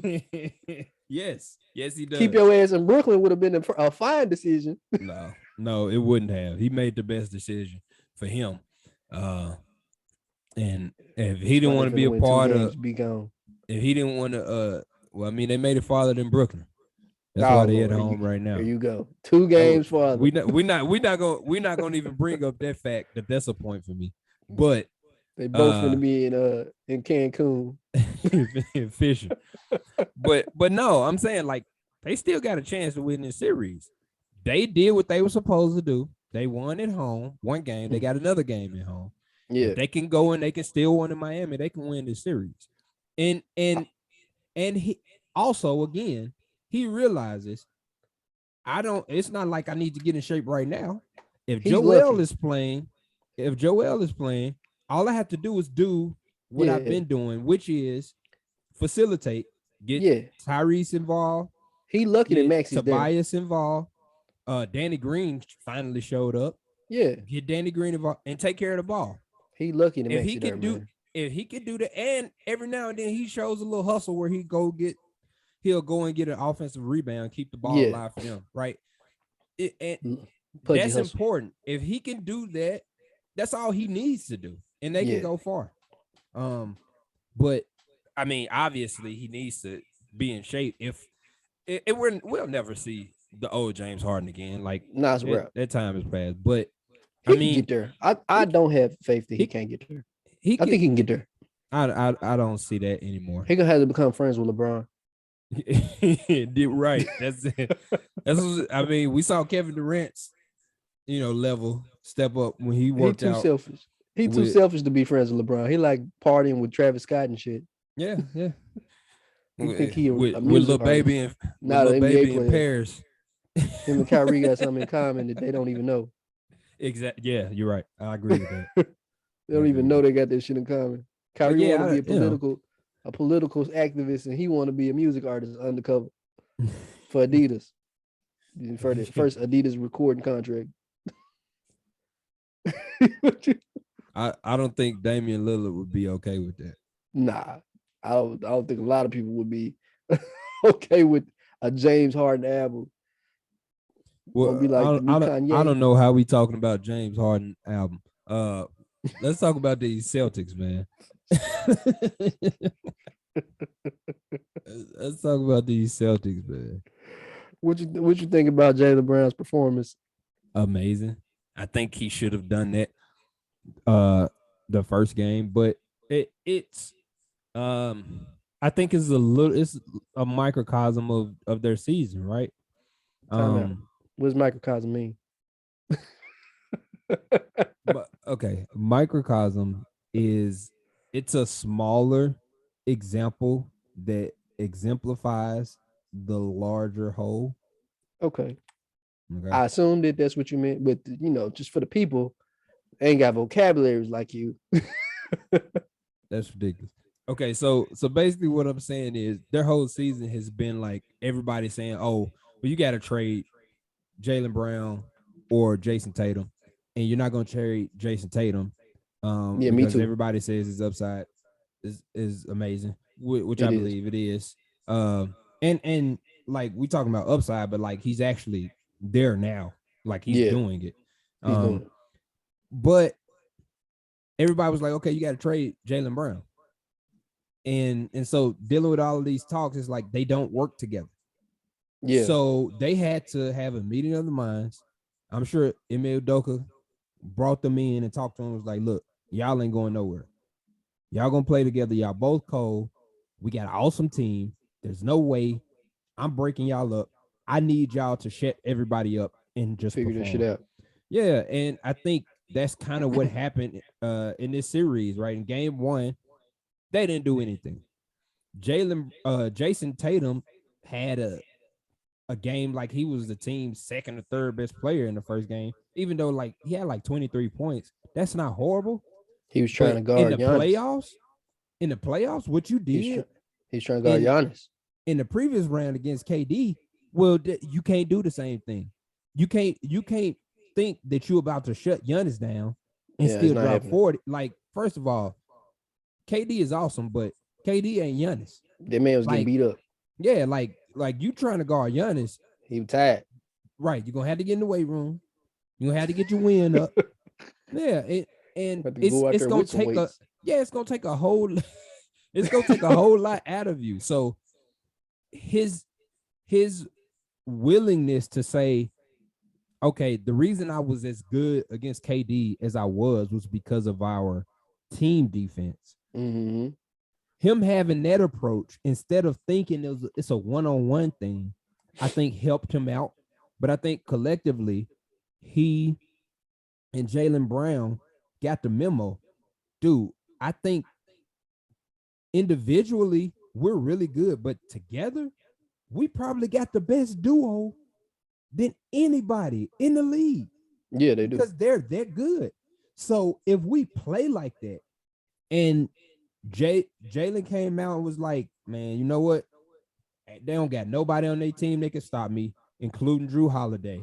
And he played like that in the first half and went off. And that basically sealed the deal. Because Milwaukee kept trying to come back, and they started chipping at it. And I think they brought it to within like 8, like in the fourth quarter or something. But they couldn't. It was just too much by that time. They had to keep fouling, and you know what I mean. And it wasn't enough time for them to come back because Boston had basically imposed their will in the first half so much that Milwaukee was kind of out of it. And they were like, okay, you can kind of see that they started to concede. And if they play like that, bro, yeah, it's gonna be tough. And that's why I got them in the finals. Because I saw that against Brooklyn, not just like, oh, they shocked Brooklyn and they shocked the world, because a lot of people had Brooklyn going to the finals and winning the finals even, but because of what I saw from them two. What I saw from them two showed me that they could be the best duo in the league. And that's scary. When you have that, like name another, like everybody talks about how good MJ was, but name another duo that's better than Pippen and Jordan. There hasn't been one. Right. You can't. Scotty is underrated like a motherfucker. Yeah, super underrated. So that's what I'm saying. So like that ability, and it's not just one person. Like, yeah, okay, one person might be really good, but they showed with Chris Middleton out that we can collectively defend Giannis. Like, you're not gonna stop him because you can't, but we can make his life hard. I've never seen Giannis complaining like I saw in that game. Because Grant Williams on that man, I saw Giannis go back. I ain't never seen Giannis go backwards on anybody. Like, he bumped into Grant Williams and went backwards. and Grant Williams only like 6'7". Yeah. I saw Giannis fall backwards. I was like, man, that boy Grant Williams is a tank. Yeah. Tennessee, stand up. Oh, Lord. Grant Williams. I didn't even think his name was Grant. What you thought the man's name was? I don't even remember. I don't even remember. He been hurt for a minute. Not really. I ain't been following him like that. Well, I mean, are we talking about the same kid, the one that was hurt that just came back? No. On the Celtics? Yeah. Oh no, you're talking about Robert Williams. You're talking about the center. Yeah. No, okay. I'm talking about Grant Williams. Got you. Yeah. Yeah, I don't know nothing about Grant Williams. Yeah. Come on, man. You're gonna have to get your Tennessee knowledge up, man. Hey, Alexa. Who is Grant Williams? That's great. Hey, exactly. A lot of people, he's not a marquee name. Yeah. But that man shows up. Not only does he knock down the 3 ball pretty well, like he shot, if I'm not mistaken, I think he shot like 40% this year from 3. And he killed it. He maybe even shot like 50% from the corner 3 this year. Mm-hmm. Like, he's very efficient in that corner. That's cool. And not only is he doing that, but defensively, I'm talking about he was giving everybody fits in Brooklyn. And then in second game against Giannis didn't want to see him. I'm telling you. I believe it. You're going to make me have to go back and watch the game again. You need to watch it again. I don't know how you missed that. I think I was doing yard work that day. You were listening to the game. Well, if you was listening to the game, you should have heard, who is this guy guarding the greatest player in the world right now? Got to be the new greatest defensive player we ever seen. Grant Williams. That's crazy. I'm gonna check it out, Hey, man. shout out to Grant Williams, man. We're gonna do it. We're gonna highlight you, man, as a neighborhood guy one of these episodes, man. No, we're not. Get you, why you hate on Grant Williams? Oh man, that's horrible. That's horrible, man. That's horrible. That's horrible. So Oh man, nah, we can so do one. so what do you think about Jaylen Brown and Jason Tatum, man? What Boston did in game 2? They came back. They got embarrassed. They got embarrassed in game 1 because Giannis was out there like he's playing on 7-foot goals, and with the little kids, and you know how them dudes just be standing there just dunking, not even moving, and the kids be like jumping, like trying to get the ball. Like that's how game 1 looked to me. And so You they got embarrassed. They went to watch film. They did some research. They decided who was gonna, like, and that's what you're telling me now. They decided who was going to kind of take Giannis out of his comfort zone, and they came up with a plan, and that let them get back to what they were doing, like back to business as usual. So they went back with their 1-2 punch thing, and they traded baskets for a minute, and both of them. With Jason had a solid game. He gave you 30, and Jalen, like you were saying, had an outburst of scoring out of nowhere, and that really helped them in the long scheme of the game. And so they let them bounce back like they needed to, and that's all that they needed was a little momentum. So I think the games will be close now that they've done that. Because I didn't envision Milwaukee getting blown out that game. I didn't see that coming at all. But I mean, it's understandable because their shooters weren't making shots the way that they did in their first game. So I looked at the box score, of course, but I didn't actually watch the physical game. But I'm really impressed with their return to Milwaukee to steal one of those games. And now, if they can keep that momentum going back into Boston, they'll be in No, good no, position to have a that was in series. Boston. They're That going. game was in Boston. No, yeah, both of those games were in Boston. Now they're going to Milwaukee. My bad. Okay, so Milwaukee stole the first game. That's right. Right.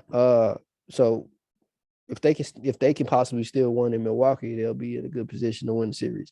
I don't see it happening. I think Giannis is going to figure it out. I think Pat Connaughton and Grayson Allen and those guys can step back up to the plate and knock shots down like they're supposed to. And Drew Holiday give him what he needs to kind of combat the combination of Jalen and Jason. Because I don't know the status of Marcus right now. Yeah. Do you know the status of Marcus? I don't know. I don't know whether he'll play or not. I think for now, let me see if he's that kind of evens them out to me. Like the loss of Marcus and the loss of Middleton kind of evens them back out to me. Like it's not favored to me in any direction. I'm just picking the Bucks because they still have Giannis. I'd take Giannis over the both of them any day. As far as winning from what I've seen him do in the past. Yeah, me too. We talking about one player. Yeah, I'm talking about him versus both of them. I'd take him over them. And I just know his. Are you saying one player as opposed to two? Yeah, I'm saying No, Giannis I mean, over the two of them. Like, but that's what I'm saying. Like,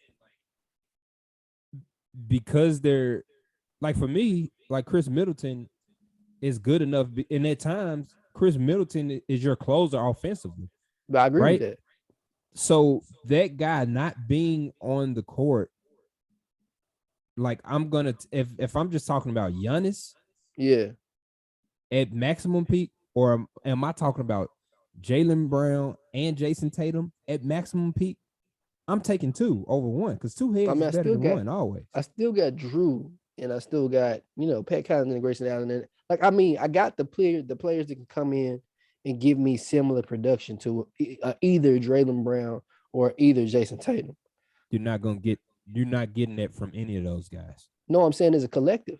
I'm saying that as a collective from them, from Drew Holiday, Pat Connaughton. Yeah, but you act like Boston doesn't have teammates with to surround Jaylen Brown and Jason Tatum with as Yeah, well. Like they do. they have an amazing like Al Horford is so underrated. Like I I know. don't get how people just like overlook this dude was a perennial all-star Yeah, I remember. with Atlanta. Like every year he was an all-star. He was that good. He's still that good. He's Like still solid. Yeah. defensively, rebounding the ball and knocking down the three even. Like good free throw shooter. You can't just like he can pass the ball for a big man. Like this dude is awesome. Him, like I said, the way Grant Williams is playing, Robert Williams, the rim protector and the defender that he is, and the Yeah. finisher at the rim that he is. Come on, man. Come on, man. I mean, I still think it's a nice matchup. Like I don't think it's heavily on either side overmatched. Uh, and I feel that like they got a similar matchup to how we have with Golden State. Like they both teams have a lot of pieces, so they can have games that can go either way at any time. Uh, and I just don't see it being changed by the injuries that they have sustained throughout this point. But I mean, it's gonna be a dogfight, just like how Josh said. Al's gonna be a dogfight. They're gonna be a dogfight. That like Giannis ain't rolling over there. Trust me. Like they finna have a battle. Um,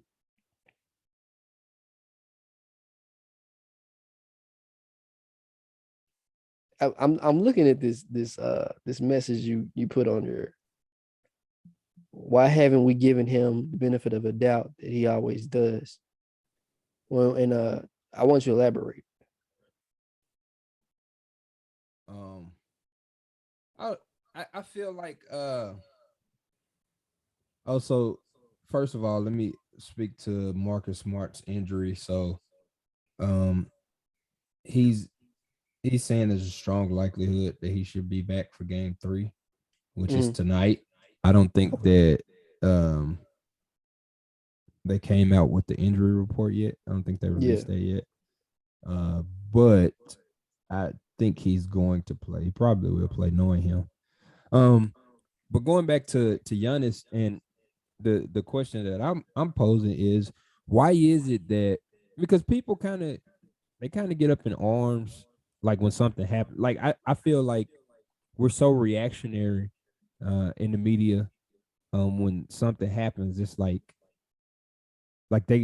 people go to the extremes. Like Memphis lost game 1 and everybody was like, "Oh, Golden State's gonna sweep Memphis." And I'm like, "What do you like? It's one game." Right, right. You know what I mean? Like Prisoners of the moment. right. You know, and I think that happens with Giannis a lot, Yeah. where we don't give him the benefit of the doubt. Like we'll see something, there'll be a hole in his game, whether it's the free throw shooting, whether it's Mm-hmm. the passing out of the double team, whether it's the scoring, being able to knock down the mid range, being able to shoot the three. All of these things were holes in his game at a time. And they've probably been the focus because he didn't do well in a particular game and lost a game or series because of those things.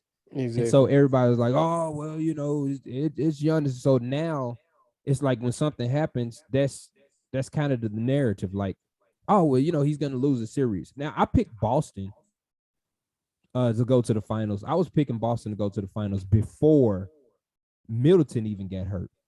Okay. Right. So and and they were rolling. Like Boston had the momentum and they were balling. So I went with them. Um, but it wasn't like I fell off the Giannis train. Like Yeah. Giannis is still a bit like he still had like even with Middleton out, they still have the potential to win this series. They still have home court advantage right now because they won one in Boston. So if they go home to Milwaukee tonight, it's game 3, first game in Milwaukee, and take care of home, they can still win the Mm-hmm. series. But I think sometimes we get into this habit of Chris Middleton being out. Oh, it's over for Milwaukee. Now that's true. Seeing the defense that Boston sort of just imposed against Giannis in game 2, oh, it's over. Seeing Giannis struggle in the area, oh, it's over. Like, he's always bounced back. Seeing him being down 0-2 to Phoenix in the finals, oh, it's over. Like, I don't think people have gotten it yet. Like this, like Giannis is about to prove you wrong. You know Right. what I mean? So I think like sometimes, like, I don't I don't know what it is, but people just they like doubting yet. They're like, yeah, I don't think he's Exactly. gonna, and like for me, I just think it's funny that this consistently happens when it comes to Giannis, He shot and so doubting him. so terrible in that game, uh, that I know he's about to have an amazing game. Well, he shot terrible in both games. Like he shot terrible in game 1, but they were just so overwhelming in game. Like Boston looked so horrible uh offensively Yeah. that it didn't matter. And I don't Giannis think he shot still did terrible in everything. game one. Yeah, he did. He had 24 points, but he only shot like maybe like 30 something percent from the field. He didn't have a particularly great game in terms of efficiency. He made some Mhm. free throws, and he's young, so he's gonna have dunks and layups. But Right, right. because he's young, he's missing shots, but he's getting his own offensive rebound and dunking it back. He had like 24, 13, and 12. That was his stat line, which is amazing. But Really amazing. if you're looking at the field goal percentage, he's only shooting like 38%. That's not really efficient. And No, if it's not. Boston is playing their game, then Milwaukee doesn't win that game, right? So now his triple double doesn't look that awesome because they don't blow Boston out and win the game. I agree So with that. so what I'm saying is like he's kind of been struggling this series. But because they uh because they won game 1, it doesn't really look like that. But game 2, it looked like they were struggling. So all I'm saying is, I agree with you. He's probably gonna bounce back, especially being in Milwaukee, getting that home cooking, being at home. His family's Hmm. around him. There's that familiarity again, so their comfort level's up there. So he's probably gonna ball out. But can he get enough from Drew Holiday, who I think is underlooked and he's always underrated. But is he going to get enough from the rest of those guys? Is he going to get enough from Pat Connaughton? Is he going to get enough from Grayson Allen, Brooke Lopez? I don't know. Bobby Portis. I don't know. I don't think that you can replace the productivity of Chris Middleton. And because I think you gotta have a guy as great a player as Drew Holiday is. I think their second best player is Chris Middleton, It and I is. think that allows Drew Holiday to be who he is, right? Where he doesn't Hmm. have to be the second or the first best player, so he can spend a lot of energy. He can expend a lot of energy on the defensive end, and being a pest and slowing other players offensively on the other team down. That's true. Very true. So they're gonna do it again tonight, and we'll see how everything goes. Um, you had any more points you want to talk about with Milwaukee? No, that's it. All right, we're gonna move into the Dallas versus Phoenix matchup, and I, I just see the Suns being the best team in basketball still. Um, After losing last night. even after losing last night, I mean that's just one game of mental mistakes that kind of happen, and I expect you to lose a game when Jay Crowder is your leading scorer for the night. Definitely. Hmm. Definitely. Definitely, yeah. If Jay Crowder is your leading scorer for the night, I think you're gonna lose. If you tell me that before the game, I'm like, yeah, you losing that one. I don't know if Yeah. Chris Paul needed a rest last night or what. They started the game off with a whole bunch of turnovers. Uh, Horrible. yeah, Devin Booker played decent, but not up to his standards either. Mm-hmm. Um, Luca. Luka just looks unstoppable to me. Man, beast. Like for real. Like he got a lot of the same little pivot paint moves that I used to do that I kind of took from various players, especially KG, uh, smaller guards. He does those, and he's a bigger guard, and he posts on some Sam Cassell type shit, which is cool for me to see because he's 6'7.5" and probably like 235. He posts every point guard up in the league, and he just takes them to the rim. He hits them with the footwork, shoots little fadeaways over him. Like really little boy in these guys, and he's like 22, which is amazing to me. Um, but I just appreciate watching his game grow into what it is, and the way that he got his team involved last night was amazing. Jalen Brunson had a bounce back game. So with Jalen Brunson playing well and them already struggling to guard Luka, I knew it would be a possibility for them to win one at that point. But I did predict that they weren't going to win any games also. Uh, but Luka is so strong offensively. It's just hard to keep them from being in the game at any point. Because he can score whenever he feels like it, literally. Not to mention the step back threes, the stop and pop jumpers, and On every the level. handles. He putting what's the kid's name? The little light skinned kid Talking about Cam Johnson. with the little fro. Yeah, he putting Cam Johnson in the spin cycle. Man, it's bad. He got that man out there skating and That figure man got skating. that man got Miguel Bridges, who was runner up for defensive player of the year, trying to take charges. Like What you doing? What yeah, you out here doing, young fella? that's how you know it's bad. Yeah, it was bad. Yeah, like and at first I was kind of feeling like I'm not gonna lie, I'm not talking about now, not this season, but in prior seasons, I've been feeling like he was kind of overrated. And now that I'm seeing his game as it is today, he ain't overrated. He No, ain't not at overrated. all. I've never thought Luka was overrated. I thought he Look, was Luka's a at first. Luka's a beast. Yeah, Like and I've seen it. Like every time I saw him play, every time I saw a game, like I heard about him. So when I actually yeah, saw him play, I was like, it makes sense. yeah. Like he's good. He's that good. Like he's a He's beast. amazing. Um, he's gonna need some more help in Dallas though. He's even with Jalen Brunson scoring 20, 25, he scored 28, I think, that game. That's not enough.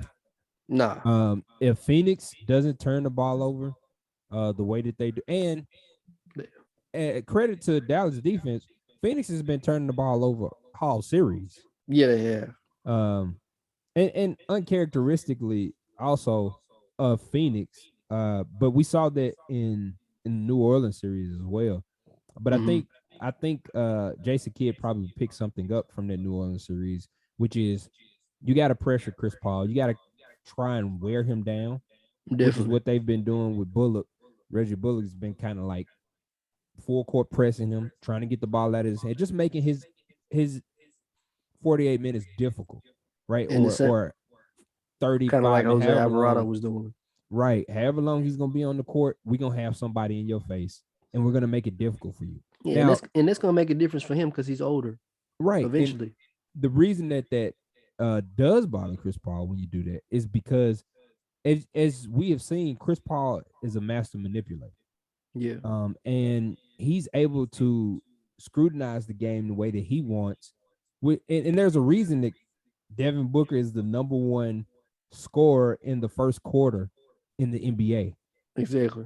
Because Because Chris Paul. yeah, because Chris Paul, he's like, okay, I'm getting my guys going. I saw Chris Paul not take a wide open left-handed layup and try to dump it off to DeAndre Ayton because he was trying to get his teammates going. Right.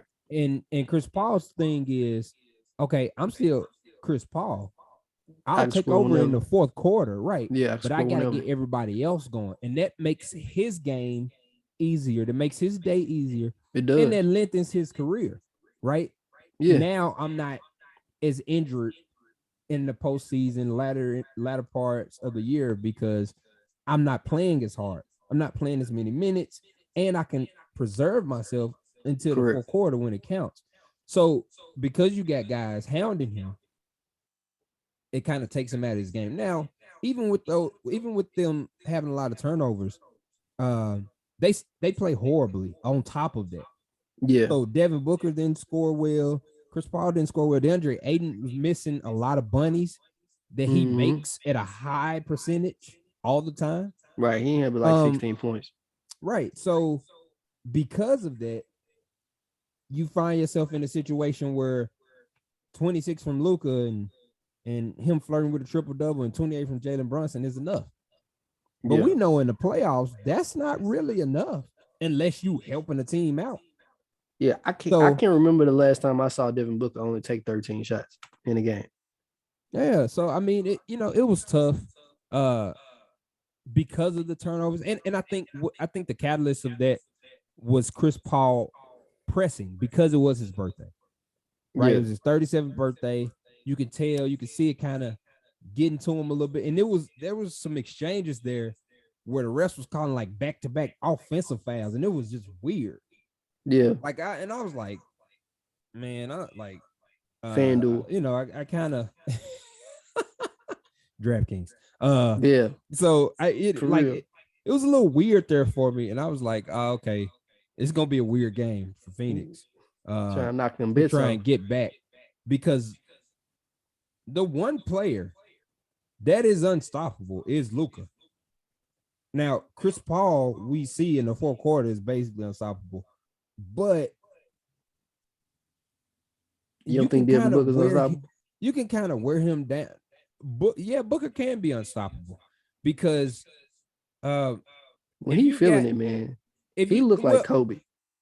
When he's feeling it, he's I'll say he's almost unstoppable, but because he plays so well without the ball, he's like Clay, right? Like so there are times where he's unstoppable, like Clay and Booker, but that's because they do so well with catching the ball, right? Coming off the screen and catching the ball, not necessarily giving them the ball and letting them ISO. That's not really Booker's game. He can do that, but that's not Booker's game. Nah. Booker's not about to give you 3 possessions in a row where he's ISOing you like that.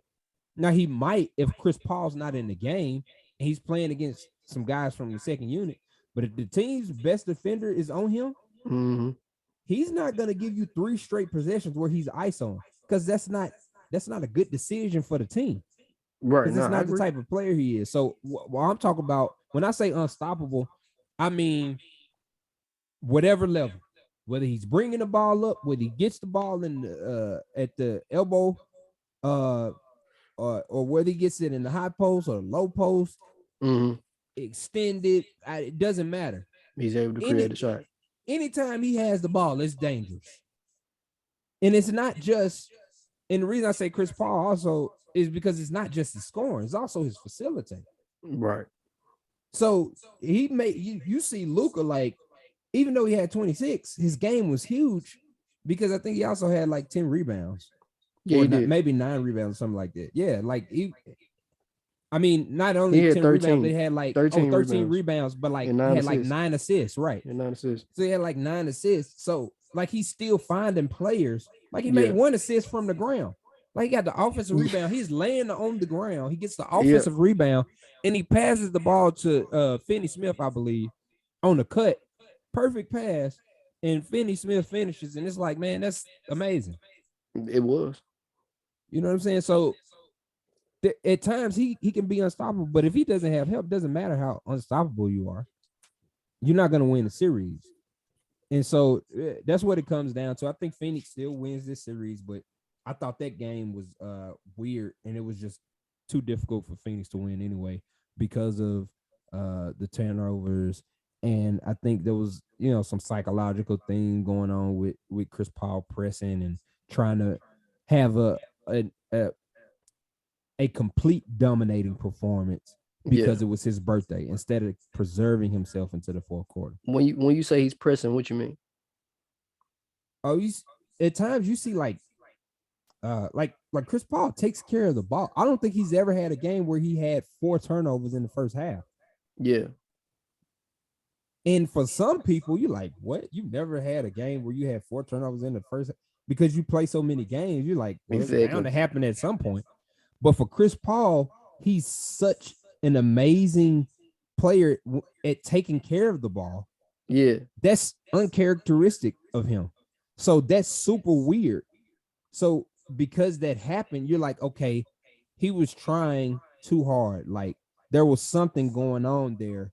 And I think it was because it was his birthday. He was like, okay, I'm trying to, everybody see me going off. Everybody see me going off in the fourth quarter. But I'm gonna show you I'm still Chris Paul. I know I'm 37, but I'm gonna do it the whole game. And it was you know what I'm saying? Maybe it was that. He had a game like that last year in the playoffs. Yeah. After a major super performance. And I knew he would give us one this year. But I mean he's human. So I expect him to make mistakes eventually. But he had a bad game last year in the playoffs. I can't remember exactly which round it was, but I want to say it might have been the semifinals. Out of nowhere, he had a really terrible game. And but nah, he'll bounce back too. And I don't see them winning. I don't see Dallas winning more than this game. Because I didn't give them this game, but I don't see them winning more than this game. Phoenix will figure it out, and I guarantee you Jay Crowder will not be the leading scorer anymore in this series. He better not, for Phoenix and Phoenix fans' sake. Anymore. He will never take more shots than Devin Booker if Booker is not hurt again in the rest of these playoffs. But Jay Crowder had a nice game. He had 19. I think he shot about 50% from the field. And that's what they need out of him, but they don't need it to be him. If anything, like you were saying, Mikal Bridges is the one who should have stepped up and had a bigger game. But like you were saying, you didn't expect him to be able to give you 30 points on a regular basis. And that's not what I expect from him either. But he need to be the one to step up in the times where Book is struggling and when Aiden is struggling. They need to be right there with Chris Paul, if anything, because he's got the young, fresh legs. And Chris Paul struggling. Everybody was struggling in that game. Yeah, it was a bad game for Phoenix as a whole. But I mean, I understand if Chris Paul is struggling, the team is going to go with Chris Paul more than likely, unless he comes out of the game. Now, I mean, he's the leader. He's the floor general. You know my philosophy. I throw in what you call it, the kid from here in a minute. Cameron Payne. I snatch Chris Paul out. I mean, Chris Paul was sitting down at the end of the game. Cameron Payne was in the game. Like, that's what Munchie Williams went with. When they kept trying to, it was this weird back and forth where Dallas was up 15 and then Phoenix would take the lead down to like, I want to say like 8 or something. But it kept going back and forth between there. But it was, like Phoenix wasn't going to win that game. No, man. All right, got any closing arguments, closing statements you want to make before we I mean, I dusted you off again, as usual. You dusted me off. Yeah, man. Listen, that wasn't bad. Okay, it wasn't as bad as it has been sometimes. We didn't even argue about anything really. But yeah, we kind of did. We had a healthy topic. We had healthy topics, and I was right. So you were right, and I was right. So about the healthy topics we had. Thought I. Why you got to turn this into a versus? I'm just saying. I thought I'd point that out. Why did you mute yourself right now? I didn't want to put that in the speaker really loud because oh, okay. But I was making noise. Off. Yeah, I was like, why I gotta be a versus, man? Why we just can't be a team? I don't understand. Well, can we all just get along? That's what I'm saying. Why I gotta be an issue? Man. What's his name? What's his name? Rodney King? Why did you just bring up Rodney King? Can we all just get along? Okay, man. All right. Not okay. Man. You still my best friend. I just want you to know. Yeah. When it comes to this sports thing, man, I'm right. No, you're wrong. We'll see y'all next week. We both be right all the time. We're gonna start keeping those tallies though. That's the problem. We both think we right all the time. We do be. It's okay. We just got different opinions, and there's millions of people out here that agree with both of us and our different sides of this. Hey, There's a whole lot of Kobe friends out there. There's a whole lot of LeBron fans. So he's LeBron and I'm Kobe. And thank you. This is Neighborhood Guys. Hope y'all like and subscribe. hit that like button, man. Comment, man. We Thumbs up, need we need some subscribers. We know y'all want to subscribe, watch. repost, Uh, do all of we'll that, man. respond to you guys. Eventually we'll throw our Twitters or something on there for you guys to contact us directly. But right now, commenting on the channel is all we really need. Yeah, leave a comment, man. Yeah. Let us know who's actually winning these arguments, please. Oh Lord have mercy. Please, it's not a versus. I'm just saying. I'm just saying, man. All right, man. Y'all have a wonderful rest of y'all day or night or week or weekend, whatever time you watching this. Facts. Peace. Subscribe. Do that.